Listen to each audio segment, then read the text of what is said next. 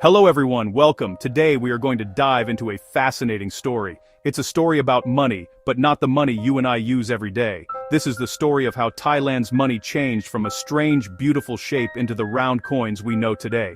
Let's travel back in time, hundreds of years ago, to the kingdom of Siam. Before flat coins, the people of Siam used a special kind of money. It was called Pod Duong, which we now call bullet money. This money did not look like a coin at all. It looked like a tiny, curled-up caterpillar or a small metal ball. It was a unique and important part of Siamese history for over 600 years.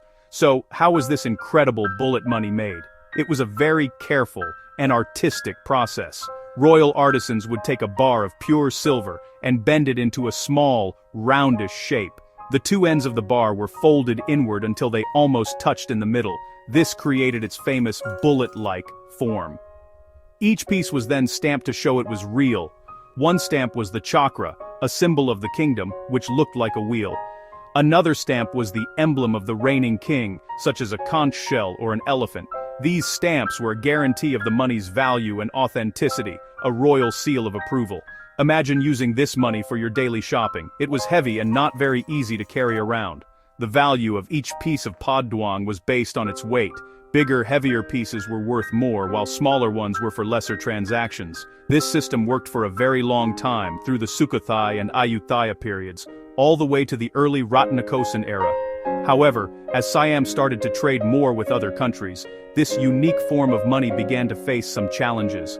Foreign merchants were not familiar with it, and counting it was slow and difficult. The kingdom was changing, and its money needed to change with it. The bullet money system was a beautiful tradition, deeply connected to the culture and royalty of Siam. Each piece was like a small work of art, crafted by hand. But the world was getting bigger and faster. International trade was growing, and Siam needed a currency that was easier to use and understand for everyone, both locals and foreigners. The era of the Pod Duong was coming to an end. A new chapter in Thailand's monetary history was about to begin, and it would be flat, round, and made of metal that everyone could recognize. The journey from bullet money to modern coins was starting. The idea of flat, round coins was not entirely new to Siam. For many years, foreign traders, especially from China and Europe, had been bringing their own coins into the kingdom. The Siamese people saw these coins and understood their convenience. They were easy to stack, count, and carry. In the early 19th century, during the reign of King Rama III, the need for a more modern currency became very clear. The economy was growing, and trade with neighboring countries like Singapore, which was a British trading post, was booming. Siam needed to keep up with these changes. The old heavy bullet money was just too slow for the fast pace of modern commerce. The first attempt to create a flat coin in Siam was an interesting experiment, but it was not very successful. King Rama III ordered the creation of flat coins, but there was a problem. Siam did not have the right machines to make them properly. The early coins were made by hand, stamped one by one. This process was slow, and the coins were often not perfectly round or uniform. Some of these first experimental coins even had designs that were very similar to the ones used in Singapore. This showed how much influence international trade was having on Siam. However, these early coins were not produced in large numbers, and did not replace bullet money. The real push for change came from the limitations of the existing currency. Bullet money was made of silver, which had a high value. This was fine for big purchases, but what about buying small things, like food in the market? There was no official low-value currency. People often used cowrie shells, which were small seashells, for their daily shopping. But the value of these shells could change, and they were not a very stable form of money. The kingdom desperately needed a low-denomination coin that everyone could use, for small transactions. This was the problem that the next king would have to solve. The early experiments with flat coins, even though they failed, were a very important step. They showed that the Siamese leadership understood the need for change. They recognized that to be a modern nation, Siam needed a modern currency system. The influence from Singapore and other trading partners was a sign that Siam was opening up to the world. The stage was set for a major transformation. The kingdom was ready for a new kind of money, and the next reign would bring the technology and the vision to make it happen. The era of flat coins was just around the corner. The big moment for Thai currency came with the accession of King Mongkut, or King Rama IV. He was a visionary leader who understood the importance of modernization. He knew that for Siam to stand strong and independent, it needed to adopt Western technologies and ideas, including a modern monetary system. King Rama IV had a strong relationship with the British, and this friendship would play a key role in the story of Thai coins. In 1857, Queen Victoria of Great Britain sent a special gift to King Rama IV. It was a small, hand-operated coin press. This machine was a gift of friendship, but it was also the key that would unlock a new era for Siam's money. This small minting machine from Queen Victoria was a technological marvel for Siam at the time. With this machine, the kingdom could finally produce its own flat, uniform coins. These first coins, known as the royal gift coins, were not intended for wide circulation. Instead, they were given as commemorative gifts to royal family members and high-ranking officials. They were a symbol of the new era and of the friendship between Siam and Britain. Though they were not used by the general public, they were proof that Siam now had the capability to create modern money. The success of this small machine inspired the king to think bigger. King Rama IV realized that a small, hand-cranked machine was not enough to produce coins for the entire kingdom. He needed a much larger and more powerful operation. So, in 1860, he ordered the construction of a proper mint, which was named the Sitakarn Mint. He also ordered state-of-the-art, steam-powered coin-making machinery from Birmingham, England, a global center for industrial technology. This was a huge investment and a major step forward. The new mint was a powerful symbol of Siam's modernization. It showed the world that Siam was a progressive nation, ready to adopt the best technology to build its future. The establishment of the Sitakarn Mint was a turning point. For the first time in its history, Siam had the industrial capacity to produce its own modern machine-made currency. This meant the end of relying on handmade bullet money or informal currencies like cowrie shells. The new mint, powered by British steam technology, was ready to start producing a whole new series of coins for the people of Siam. The vision of King Rama IV and the gift from Queen Victoria had set the stage for a complete transformation of the economy. The revolution in Thai money was well underway. With the new steam-powered mint up and running, Siam was finally ready to tackle the problem of small change. The kingdom needed a low-value coin for everyday transactions. Silver was too valuable, so the government looked to a different metal, copper. In 1862, the Sitakarn Mint began producing Siam's very first machine-made copper coins. These were not pure copper but were actually made of bronze, an alloy of copper and tin, which is harder and more durable. This was a historic moment. For the first time, the common people of Siam had an official, standardized coin for their daily needs, replacing the unreliable cowrie shells. The first copper or bronze coins were introduced in several denominations. These were the Sik, Co, and At coins. The At was the lowest value, and it was perfect for buying small items at the local market. The designs on these first coins were simple, yet elegant. They did not feature the king's portrait, as that was not yet a tradition. Instead, one side of the coin featured the royal crown, a powerful symbol of the monarchy. The other side showed the chakra, the emblem of the kingdom, with an elephant inside it. The elephant was a significant national symbol and a personal emblem of the Chakri dynasty. These new copper coins were an immediate success. People quickly adopted them for their daily shopping. They were convenient, their value was guaranteed by the government, and they were much easier to handle than handfuls of cowrie shells. The coins were minted in large quantities to meet the high demand from the public. While some of the earliest bronze coins were minted in Siam at the new Sitakarn Mint, the demand was so great that the government also placed orders with a mint in Birmingham, England, to help produce more. This collaboration ensured that there were enough coins to circulate throughout the kingdom.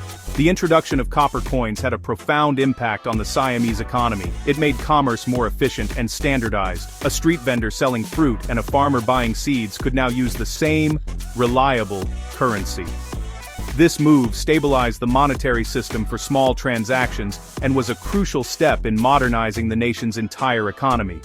The simple bronze At coin, with its crown and elephant design, represented much more than its small value. It symbolized progress, stability, and the beginning of a new economic chapter for the people of Siam. The next great leap in the evolution of Thai coins came during the long and transformative reign of King Chulalongkorn, or King Rama V.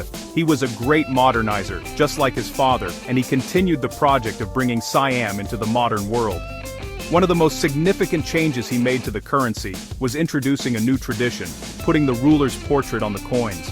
This was a common practice in Europe, and by adopting it, King Rama V was presenting himself as a modern, international monarch. In the year 1876, the first coins featuring his portrait were issued, forever changing the look of Thai money. The new coins were a powerful statement. On one side, they showed a profile of the young King Rama V, facing to the left.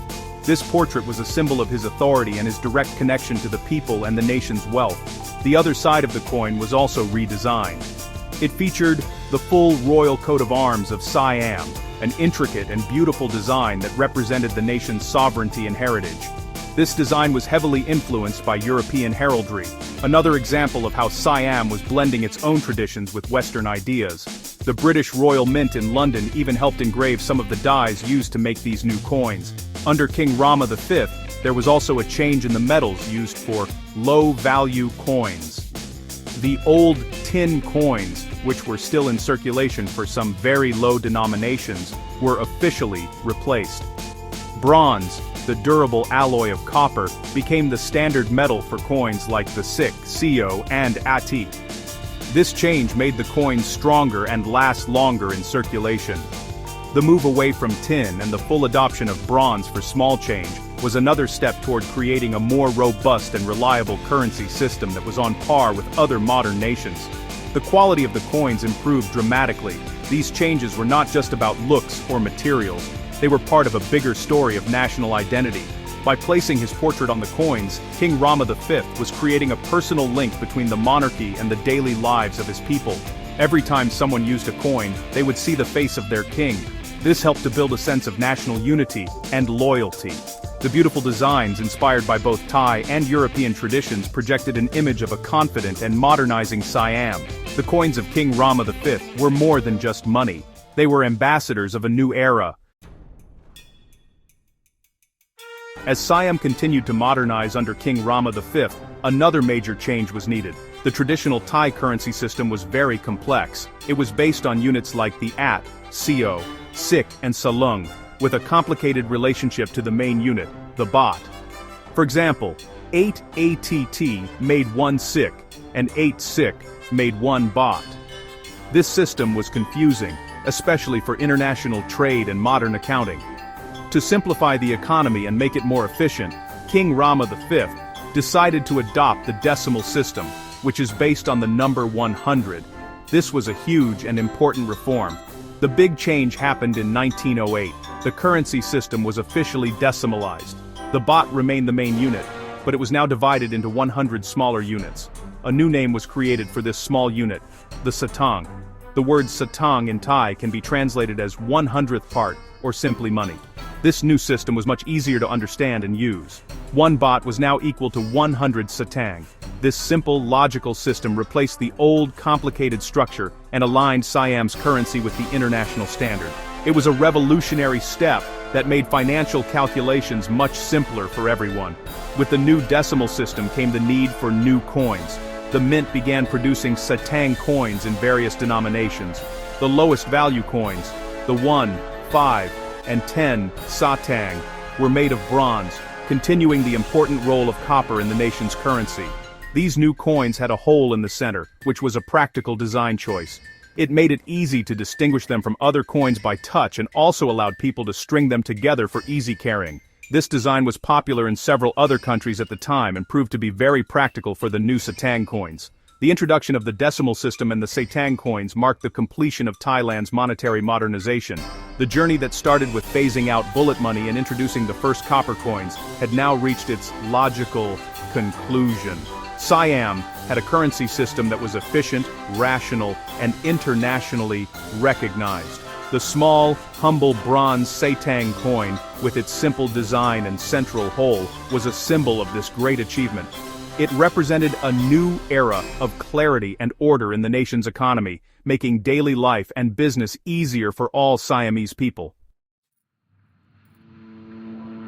As Thailand moved into the 20th century, its coins continued to evolve, reflecting changes in technology, the economy, and the world. The tradition of using the monarch's portrait, started by King Rama V, became a permanent feature of Thai coins. Each new king, Rama VI, Rama VII, and onward, would have his portrait on the currency, creating a visual timeline of the nation's leadership. This tradition continues to this day, connecting the modern currency directly to the history and stability of the monarchy. The designs would change with each reign, but the king's image remained a constant, reassuring presence in the hands of the people. The metals used to make the coins also changed over time. Bronze and other copper alloys remained the metals of choice for low-denomination coins for many decades. They were durable and relatively inexpensive. However, as the prices of metals fluctuated on the world market, the Royal Thai Mint had to adapt. For example, during and after World War II, metal shortages led to changes in coin composition. This led to experiments with different alloys. Eventually, other materials like copper-nickel, a copper-nickel alloy, and aluminium-bronze were introduced for different coins, including the 1 baht coin. The introduction of modern, high-value coins was another significant development in the late 20th century. As the economy grew, the purchasing power of the satang and the 1 baht coin decreased. The government stopped making the smallest satang coins for general circulation, although they are still used in electronic pricing. New, more convenient coins were needed for everyday use. This led to the introduction of the bimetallic 10 baht coin in 1988, followed by the 2 baht coin in 2005. The 1 baht coin, which had been a banknote for many years, was firmly re-established as a widely used coin, made of copper-nickel. Today, Thailand's coins are a mix of old traditions and modern materials. The lower-value 25 and 50 satang coins are still made from a copper-plated steel, continuing the legacy of copper in a new form. The 1, 2, and 5 baht coins are made from various modern alloys, while the 10 baht coin stands out with its bimetallic design. This evolution shows how the Royal Thai Mint has continuously adapted to economic needs and technological advancements. Yet, through all these changes, the fundamental purpose of the coins remains the same: to provide a reliable and convenient medium of exchange for the Thai people, a journey that began with the very first copper coins. The introduction of copper and bronze coins was more than just a government reform, it was a revolution for the everyday person in Siam. Before these coins existed, life was complicated. Imagine going to the market to buy a small amount of rice or some vegetables. You would have to use cowrie shells, but their value could change from day to day or from place to place. It was an unreliable system. The arrival of the first bronze at coins changed everything. Suddenly there was a small, official and stable form of money. A farmer could sell his produce and receive coins with a fixed value, guaranteed by the king. This new, reliable currency helped the local economy to grow stronger. It made trade simpler and fairer for everyone. Small business owners, street vendors and market sellers could now conduct their business with confidence. They no longer had to worry about the fluctuating value of shells or the difficulty of making change for a large, silver bullet money piece. Copper coins empowered the common people, giving them access to a modern economic tool. This simple change helped to create a more dynamic and inclusive economy, where even the smallest transaction was part of a formal nationwide system. The impact was felt not just in the big cities like Bangkok, but across the entire kingdom. As the new coins spread to rural areas, they connected every corner of Siam to the central economy. A person in a distant village could use the same money as a merchant in the capital. This helped to unify the nation economically. It also made it easier for the government to collect taxes and manage the country's finances. The small copper coin was a building block of the modern Thai state, helping to create a single, integrated economic zone. It was a tool of both commerce and national unity. Even today, copper's legacy lives on in our daily lives. The smallest coins we use, the 25 and 50 satang, are still copper-colored. Although they are now made of copper-plated steel, their appearance is a direct link to the very first bronze coins of King Rama IV. They serve the same fundamental purpose: to make small transactions possible. Whether you are buying a snack from a street vendor or getting change at a convenience store, These small coins are a part of your day. They are a constant physical reminder of a journey that began over 150 years ago, a journey to create a currency for all people. The story of Thailand's copper coins is a story of modernization, but it doesn't end with their use in daily life. Today, these old coins have found a second life as treasured historical artifacts. For numismatists, who are people that study and collect coins, early Thai copper and bronze coins are fascinating. Each coin tells a story. It tells us about the king who reigned, the technology used to make it, and the economic conditions of the time. Collectors search for rare coins, like the first experimental flat coins of Rama III, or the royal gift coins of Rama IV, because they represent key moments in history. These coins are more than just collector's items, they are important pieces of national heritage. You can see beautiful collections of them in museums across Thailand, such as the Treasury Museum in Bangkok. In these museums, the coins are carefully preserved and displayed, allowing us to see the evolution of the nation's currency firsthand. We can see the crude, handmade quality of the first attempts, the elegant designs of King Rama IV's first bronze coins, and the regal portraits of King Rama V. Looking at these coins is like taking a walk through Thai history. They are physical evidence of the kingdom's journey to modernity. The value of these coins for collectors is not just about their age or rarity, it is also about their beauty and an appreciation for the art of coin making. The designs, from the royal crown and elephant to the intricate coat of arms, are miniature works of art. They reflect the artistic styles and cultural symbols of their time.